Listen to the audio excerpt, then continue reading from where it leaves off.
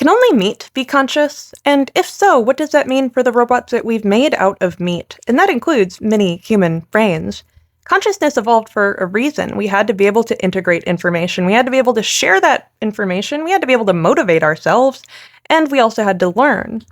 If these are the qualities that are required to be conscious, whatever consciousness might be, then how could a robot never have it? When it comes to artificial intelligence, we've already seen them with some self-preservation.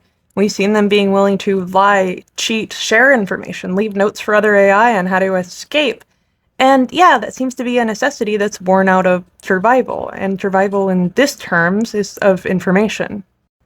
One of the major theories on how life began is that it started as just self-replicating information and then became increasingly complex. And when I look at artificial intelligence, yes, I see self-preservation in information.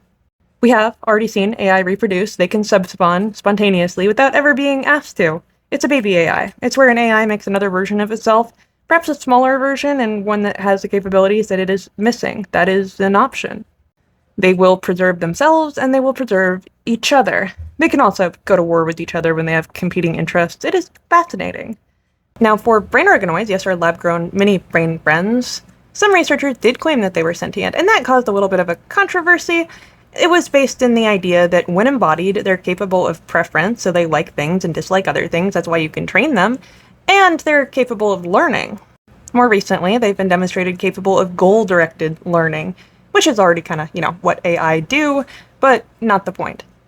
People immediately started jumping to what would make them conscious, and some came to the conclusion that they would require real embodiment, so meaningful embodiment. Being in game world is kind of odd.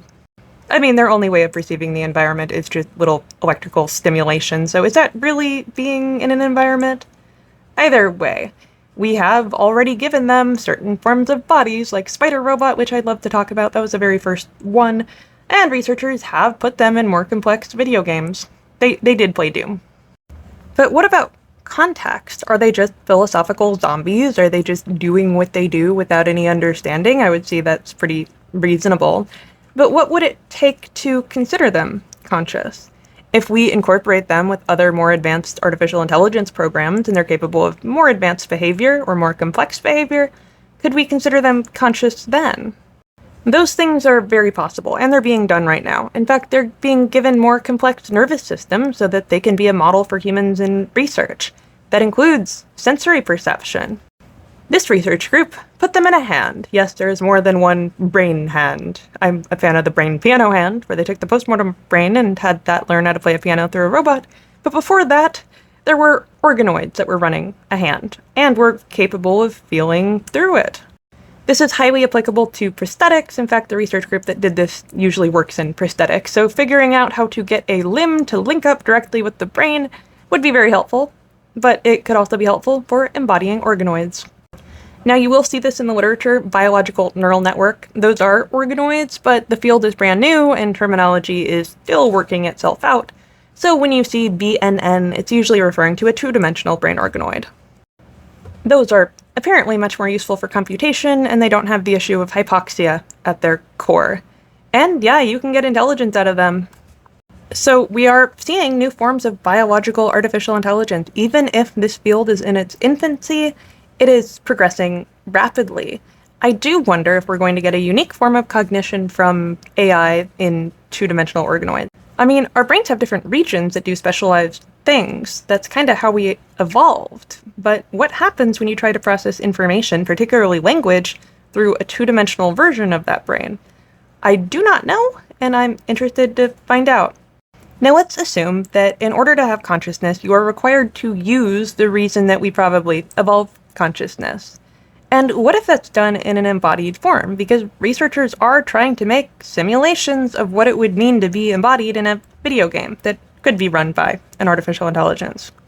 So if we modeled all of those needs, and an AI did believe, for lack of a better term, believe that it is in that world, could you consider it conscious then?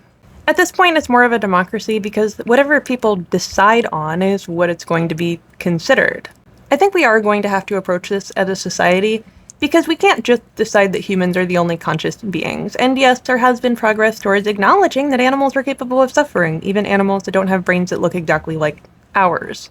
But now we have to contend with synthetic animals. I mean, you can make an organism-like thing in a lab that's entirely made out of meat, or you can incorporate it into a robot and have some metal portions.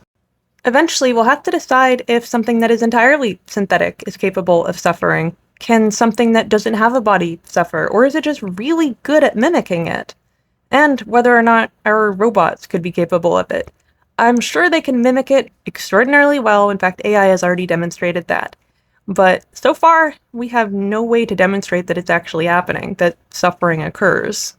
I am at least willing to keep an open mind, that if new evidence presents itself, I would like to think that I wouldn't just immediately scoff at it. And I think erring on the side of not causing unnecessary suffering is probably a good cause. Now, I do have two very big questions for you.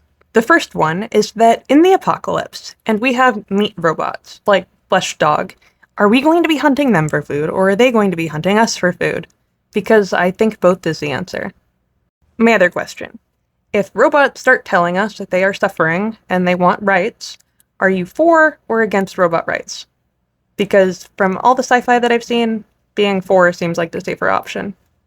I hope you've enjoyed this. I will keep you up to date. Follow for more. Are you carrying out experiments?